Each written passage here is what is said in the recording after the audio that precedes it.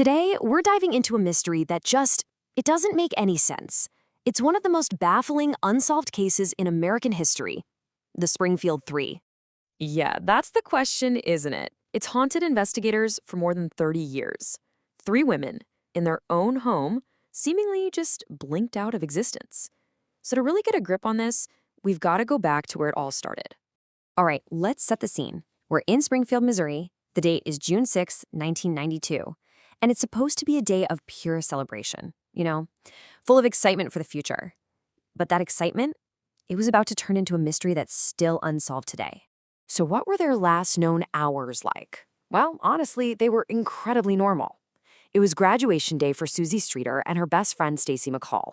Suzie's mom, Sherrill, was there to see them get their diplomas. And after that, the girls did exactly what you'd expect. They hit a few graduation parties around town, but a late-night call to head back to Suzie's house on Delmar Street, well, that's the last move anyone can trace.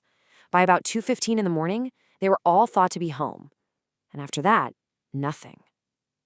Just silence. So the next morning, friends show up. They're probably ready to kick off day 2 of the celebrations. But nobody's answering the door. They decide to go inside, and what they find is, well, it's just plain weird. It's a scene that's both totally normal and deeply, deeply strange. Okay, so the first thing that's off, the front door. It's unlocked. And for anyone who knew Sherrill Levitt, this was a massive red flag. She was all about security, so this was just not her. And then you see this. Outside, the only real sign of any kind of struggle. The glass globe on the porch light is just smashed. So what does that even mean? Was it a burglar trying to keep things dark? Was there a fight? It's this one single, ominous clue in a place that's otherwise completely silent. But once you get inside, things go from strange to truly bizarre. Look, if this was a robbery, the thieves were terrible at their job because nothing of value was gone. And if the women left on their own, well, they didn't take anything they'd need to, live. Just look at what was left behind. All 3 of their cars are parked right outside. All 3 of their purses just sitting there, lined up together. Inside them, their keys, their money, their IDs. Sherrill was a chain smoker, right? Her cigarettes were still there. Who leaves without their keys or their wallet?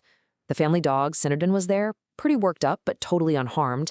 So you look at all this, and it's hard to come to any other conclusion. They didn't just walk out. It feels like they were taken. And then there's this last really eerie detail.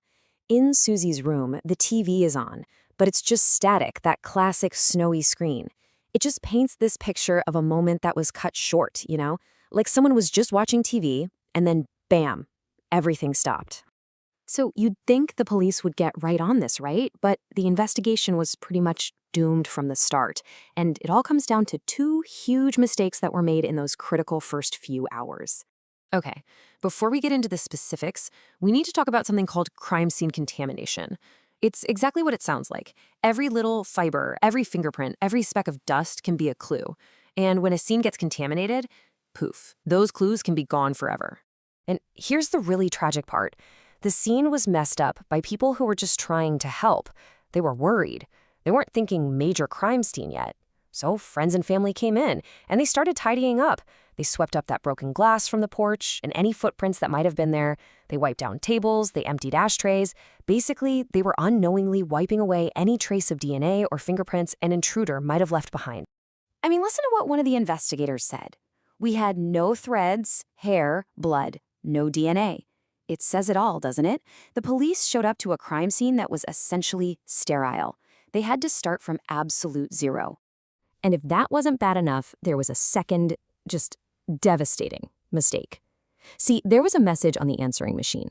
Stacy's mom, Janice, heard it and said it was just strange. But in all the panic and confusion, she hit the wrong button and accidentally erased it. What was on that tape? Was it a threat, a ransom demand, the voice of the person responsible? We will never, ever know. Just like that, a huge potential clue was gone. So when you have absolutely no physical evidence, what do you have? You have a vacuum, and into that vacuum rushed all sorts of theories. For more than 30 years now, everyone, from investigators to armchair detectives, has tried to figure this out. But without proof, that's all they are. Theories. Okay, let's go through the three main theories that have stuck around over the years. First up is the idea that this was a targeted attack. See, Suzie was actually supposed to testify against an ex-boyfriend in a weird grave robbery case.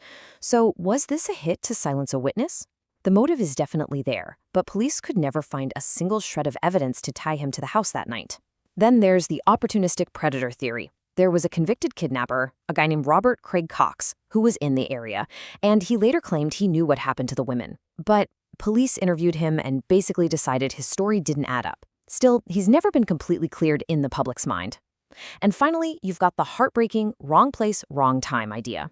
This theory suggests that maybe only one of the women was the real target, and the other two just had the terrible luck of being there, becoming witnesses who couldn't be left behind. And beyond the official police theories, you have local rumors, and man, have they run wild. The biggest one, the one you'll still hear today, is that the women are buried under the parking garage of a local hospital. It was being built right around the time they disappeared. They even brought in ground-penetrating radar and found some anomalies, but authorities have never felt the tip was credible enough to start digging up a massive concrete structure. So, after all these years, after all the theories and all the dead ends, where are we now? Well, the case is still one of America's most famous and frustrating cold cases. But the search isn't over. Not by a long shot. There is still a reward of $43,000 on the table. It's a clear signal that law enforcement hasn't given up. They're still hoping that one day, someone, somewhere, will come forward with the final piece of the puzzle. And the legacy of all this? Well, it's really about the unending pain for the families.